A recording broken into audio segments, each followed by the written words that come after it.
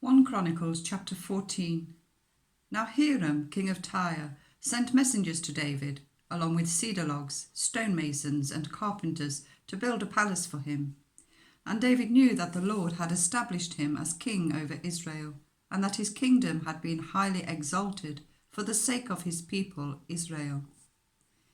In Jerusalem, David took more wives and became the father of more sons and daughters.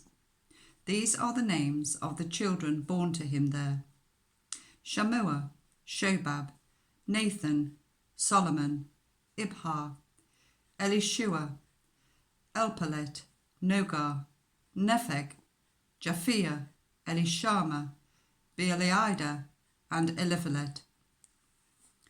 When the Philistines heard that David had been anointed king over all Israel, they went up in full force to search for him. But David heard about it and went out to meet them. Now the Philistines had come and raided the valley of Rephaim, so David inquired of God, "Shall I go and attack the Philistines? Will you deliver them into my hands?" The Lord answered him, "Go, I will deliver them into your hands." So David and his men went up to Baal-perazim, and there he defeated them. He said, "As waters break out, God has broken out against my enemies by my hand."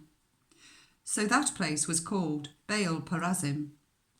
The Philistines had abandoned their gods there, and David gave orders to burn them in the fire. Once more the Philistines raided the valley, so David inquired of God again, and God answered him, "Do not go directly after them, but circle round them and attack them in front of the poplar trees. As soon as you hear the sound of marching in the tops of the poplar trees, move out to battle, because that will mean God has gone out in front of you to strike the Philistine army."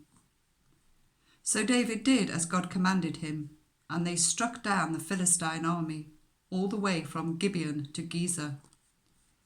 So David's fame spread throughout every land, and the Lord made all the nations fear him.